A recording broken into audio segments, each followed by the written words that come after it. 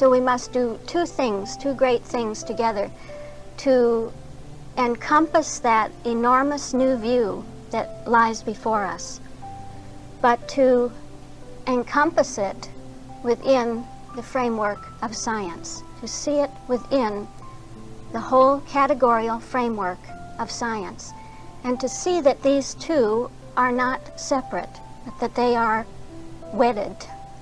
The bigness of the idea, the newness of the idea, the greatness of it is one with the structure of science, the structure of being itself.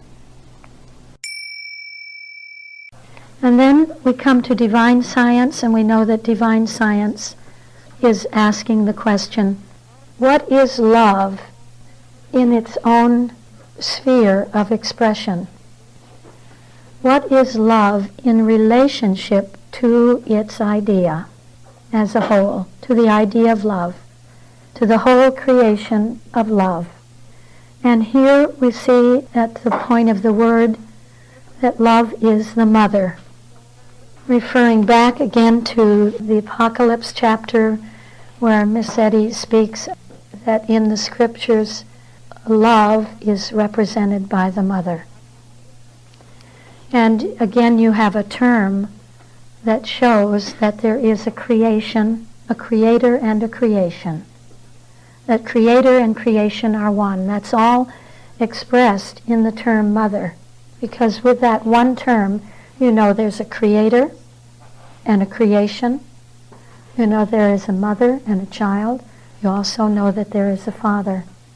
So love is the mother. It is that which is one with its creation. Love is one with its creation.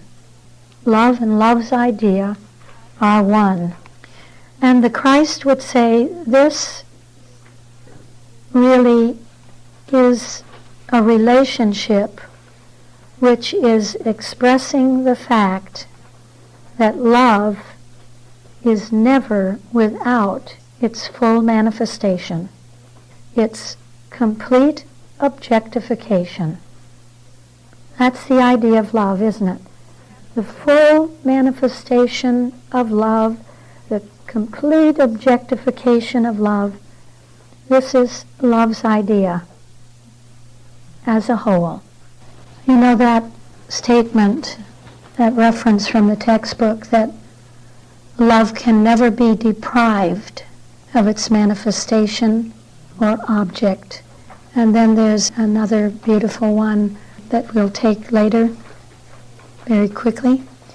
So you see that we have the manifestation, the objectification. This is what the Christ is concerned with, that manifesting power, that objectifying power. And here it is in a very high tone of expressing the relationship of love and love's idea, that in this realm, love is never without its full manifestation or objectification. Love is ever-present self-expression. Ever-present self-expression. And as Christianity, touch of Christianity, what is love in its sphere of expression, of expressing itself in its infinite idea of itself? Love is that which never loses sight of loveliness. There again is that beautiful reference, you know, that love never loses sight of loveliness. Its halo rests on its object. Its halo rests on its object. It's, I think here, that sense of the altogether loveliness is that oneness of love and love's idea, where all is altogether lovely. It's the completeness of love. This realm is a realm of the completeness of love, where love and love's idea are one. The totality of love, the all-embracing sense of love, the all-encompassing. You hear that divine science and also Christianity of that embracing sense of the all in all, that embracing sense of love, of being all-encompassing, of holding everything within itself, the totality of its infinite self-expression is the totality of love. And it is here that love is universal. So we come to science and would see that science says this is the infinite self-containment of love. Love and love's idea, one, from the standpoint of science, or taking those ideas and drawing now from them those very few that seem to have the highest touch, a touch of science. What is it? That there is one great infinite self-containment, and that is love holding within itself its own infinite idea. And science says this, it is the plan. It's the plan of love. Here we have the plan of love, the design of love. So we come to the seventh in the scientific tools. What are they? Law, order, rule, system, method, form or gestalt, and plan or design. And we see here that love is the perfection principle, that there is a principle at work everywhere, universally, which is the perfection principle. The world sees this, feels this, many, many different ways. It feels the sense of love. And there is actually a returning to a natural awareness of there being something called love in being that had been turned away from. I think in the early ages of the sciences there was a very natural tendency to attribute everything in being to God and to describe a principle that was a teleological principle that had the end in mind, that had a purpose in mind, that had a goal in mind, to feel that somehow this was built into being. And gradually this was taken away from science, from the sciences, by another movement within the sciences that wanted to bring in other elements. And you know, that was good, because at that time, I think the sense of attributing everything to God and to the divine and feeling this sense of purpose in being, purpose in life, purpose in the sciences, and telefinalism and teleology and goal-directedness had to be tried. It had to be tested. It had to be purified. It had to be lifted to a more scientific sense and taken out and away from a simply religious sense. And so that was the movement, and the sciences seemed to undergo a loss of that very beautiful intuition that there was a perfection principle at work, until in our present day we see that coming back very much into the sciences, but on a firm foundation. We might say a foundation of understanding, a scientific foundation within the sciences, that the sciences are able to detect something, to observe something that they can't describe in any other way, but the way that it was first described, but at a time when it was not understood scientifically. Does that make sense?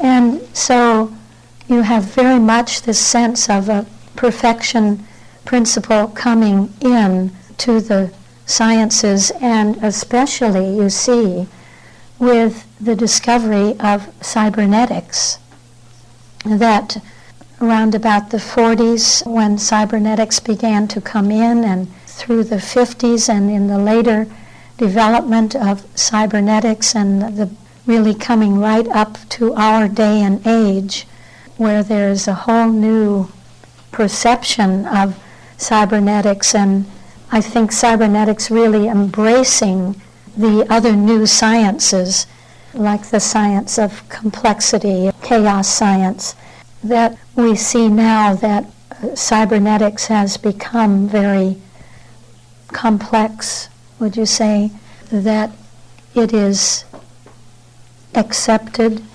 not perhaps called so much cybernetics anymore, called other things, but when you look into it, you see that they're describing what was first called cybernetics and what has come forth because of the deep fact, the divine fact of divine cybernetics, the deep reality, the deep truth that cybernetics is in fact divine, and that it is only shadowing itself forth, you see, at the further level of Christian Science, where the divine and the absolute break in on the relative, break in on the human, begin to pattern the human, so that the human is being patterned by love, and now love is coming back into the sciences, and it is surely, most certainly and definitely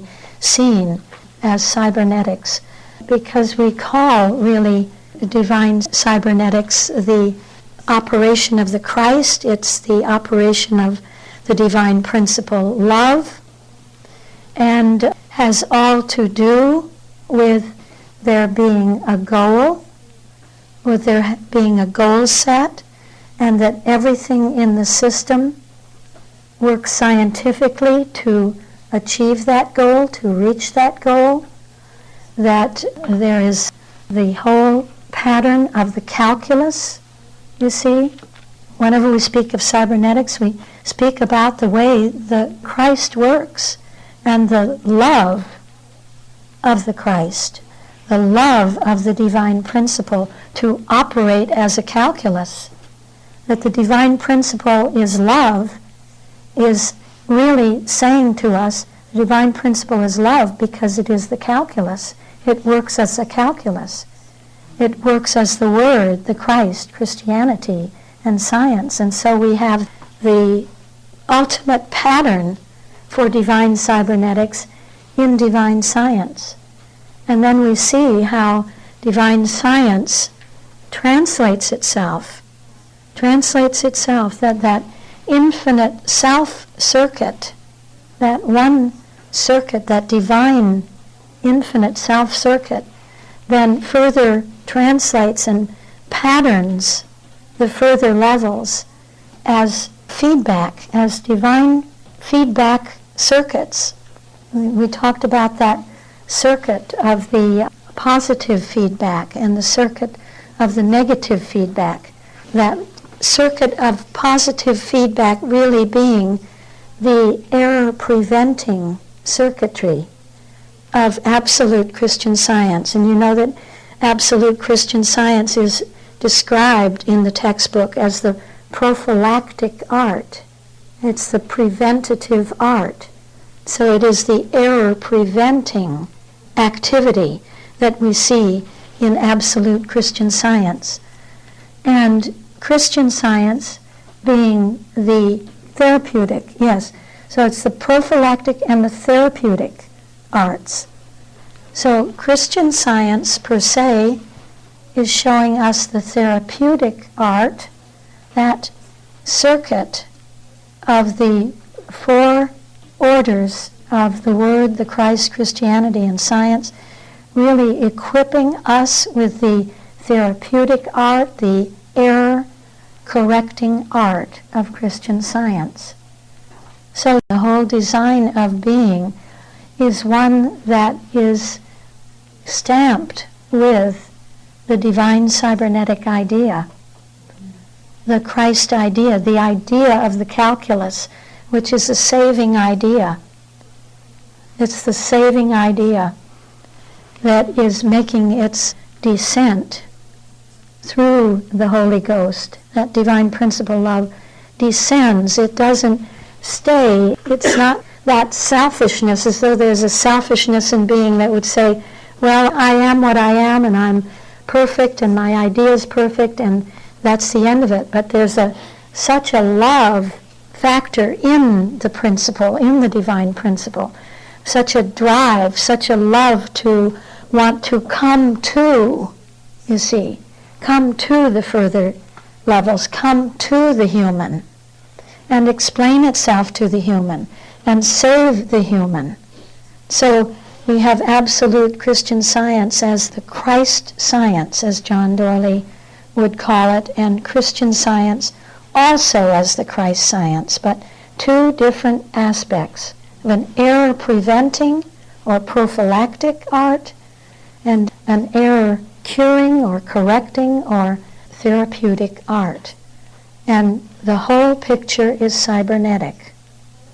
The whole picture is goal-oriented, goal-directed, tele-finalistic, goal-caused, goal causation. We have all these wonderful terms that will come in here and which we will see in terms of their correct place value within the whole picture.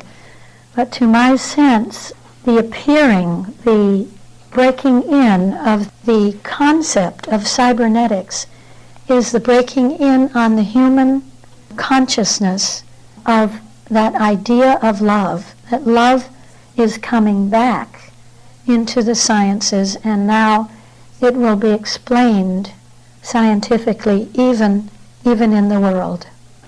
It is explained scientifically.